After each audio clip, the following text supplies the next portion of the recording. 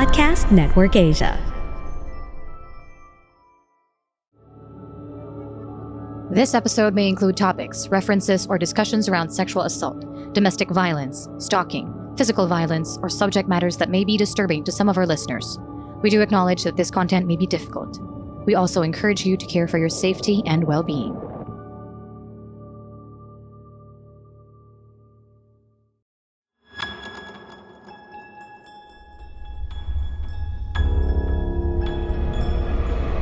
Shocking, sad, revealing, and deeply researched, PH Murder Stories podcast covers the true account of infamous killings and true crime stories from the Philippines. There's no such thing as questions, just hidden answers. Stay tuned as we revisit the inconceivable crimes that exist. Some listeners may find the following content of PH Murder Stories highly disturbing due to its graphic nature. PH Murder Stories does not condone nor promote violence of all sorts. Viewer discretion is advised.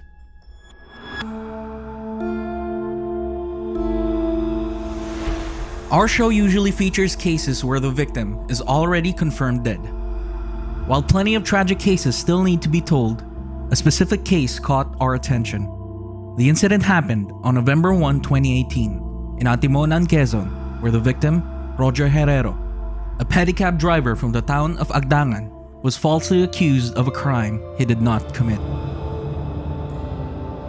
Rogue policemen hunted down Roger, bringing him to a dark area in Atimonan, an hour away from Agdangan. From there, Roger was forced to admit to various robbery cases in his town, but the policemen ended up shooting him in the head. Roger, who was lying in a pool of his blood at the time, had to play dead till the rogue policeman left. Miraculously, the gunshot to his head wasn't fatal enough to kill him.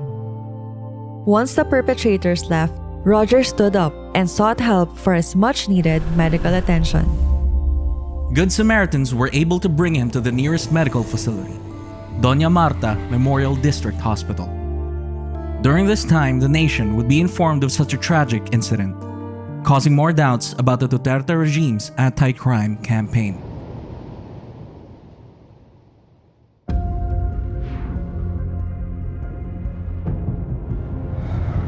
You are listening to the PH Murder Stories podcast, and this is the 18th episode of Season 3.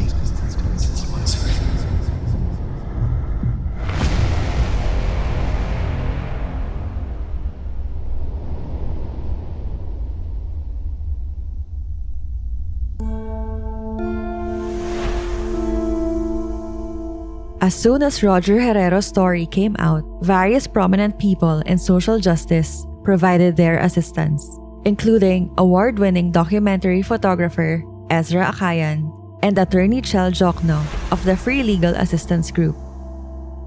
Akayan visited Roger Herrero at the hospital and learned about the terrifying details of what those rogue policemen did to him.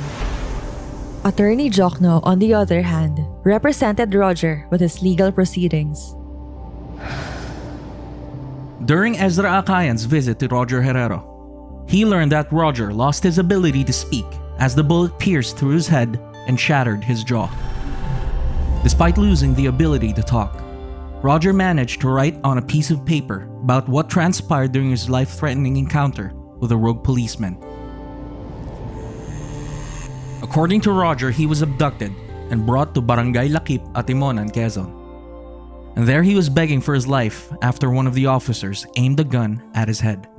He said, quote, "Wag po sir, maawa po kayo, 4 po mga anak ko, maliliit pa," unquote. But the officer was merciless. He told Roger, quote, "Magdasal ka na," unquote. Then he pulled the trigger. Initially, the authorities claim that Roger aimed a gun at them while investigating him for robbery, then escaped on a motorcycle. However, according to Roger's wife, her husband does not know how to drive a motorcycle as he only knew about driving a pedicab. Roger was innocent, and his medical condition at the time needed a titanium plate for his shattered jaw, which cost 215,000 pesos. Thankfully, 𝗕𝗏𝗂𝗏𝗃's efforts paved the way to support Roger's medical bills by setting up a fundraiser online. And in less than 24 hours, the funds needed were completed. The Herrero family got more than 370,000 pesos from online and offline donations, more than enough to finance Roger's surgery and to help his family get by at the time. 20 days after the tragic incident, the policemen involved in Roger Herrero's attempted murder were all relieved of their positions. These are Agdangan Police Chief Inspector Wilson Mansion, SPO4 Wilson Villegas, SPO3 Noel Malabayabas, SPO2 Brian Nobo, and PO2 J.Mar Espedido. Several months later, Roger Herrero was able to recover from his injuries. Unfortunately, on March 1, 2019, Roger's lawyer, Attorney 𝗕𝗿𝗂𝗁𝗄, a senatorial candidate at the time under the opposition, informed the public through his Twitter account that his client was arrested without a warrant right after being released from the hospital. In a radio show, 𝗕𝗿𝗂𝗁𝗄 claimed that Herrero received the subpoena while still at the hospital for clarificatory questioning at the Lucena City Prosecutor's Office. But the police were already waiting for him there to carry out the arrest.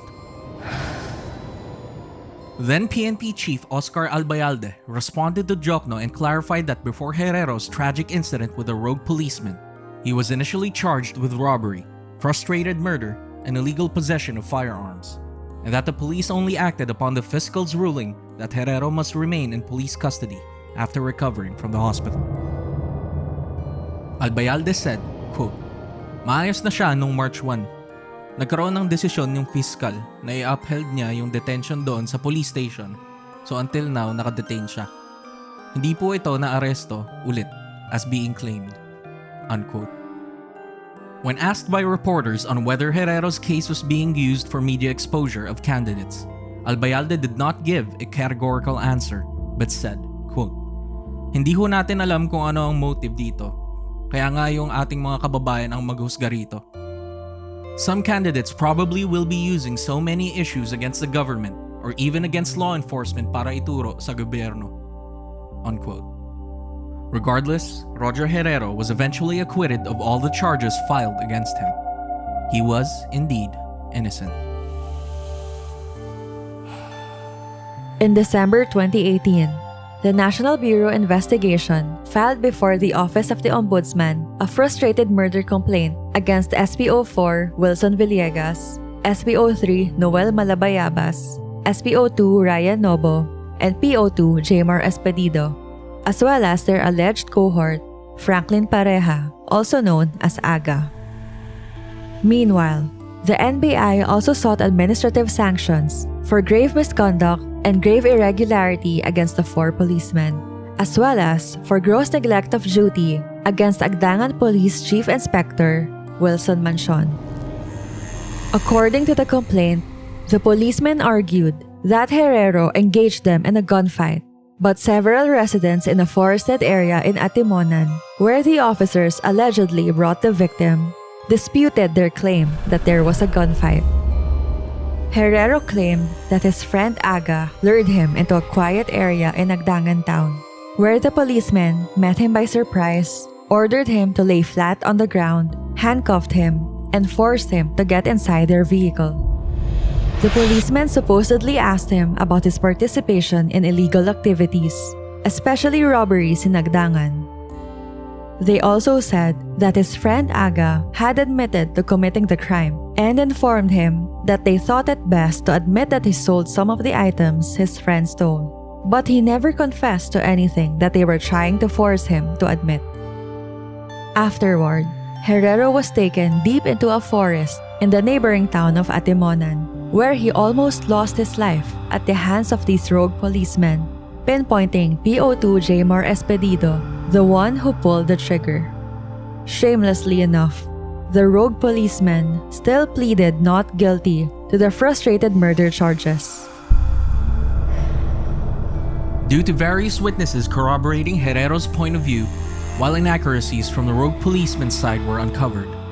Judge Michael Vito of the Regional Trial Court of Gumaca, Quezon, Branch 172, found the 4 policemen guilty, beyond reasonable doubt, of attempted murder, a lesser charge compared from the initial frustrated murder charge. According to the court ruling, even though PO2 Jmar Espedido was the one who pulled the trigger, his 3 cohorts are equally liable due to the existence of a conspiracy. In addition, the court ruled on a lesser charge of attempted murder because the testimonies from the doctors that provided Herrero first aid weren't provided, therefore not proving with moral certainty that the gunshot wound could have produced Herrero almost dying due to loss of blood, as the bullet did not hit a vital vein or artery. The 4 rogue policemen are sentenced to 5 to 10 years imprisonment and are also ordered to pay 1.7 million pesos in damages.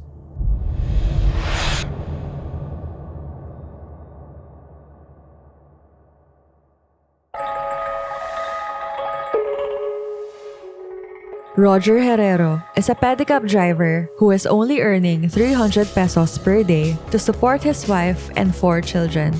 What this rogue policeman did to him was so inhumane and heartless.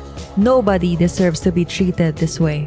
Justice may have prevailed in this case, and Roger Herrero may have survived his ordeal. But what about the other innocent victims of police brutality that did not make it?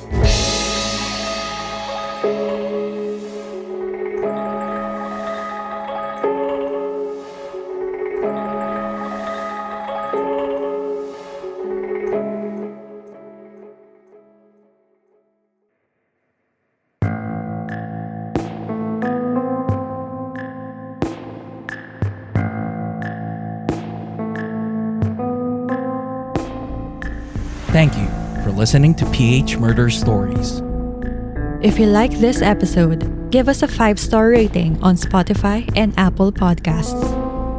You can also support our show on Patreon. Any amount you donate would benefit our team to keep doing what we love, which is to provide more true crime episodes for our listeners. Link in the description.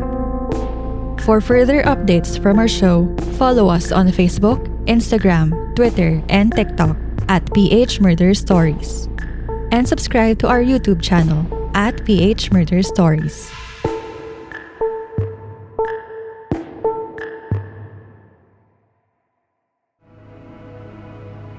The views and opinions expressed by the podcast creators, hosts, and guests do not necessarily reflect the official policy and position of Podcast Network Asia, the hosts of the program, or other programs of the network.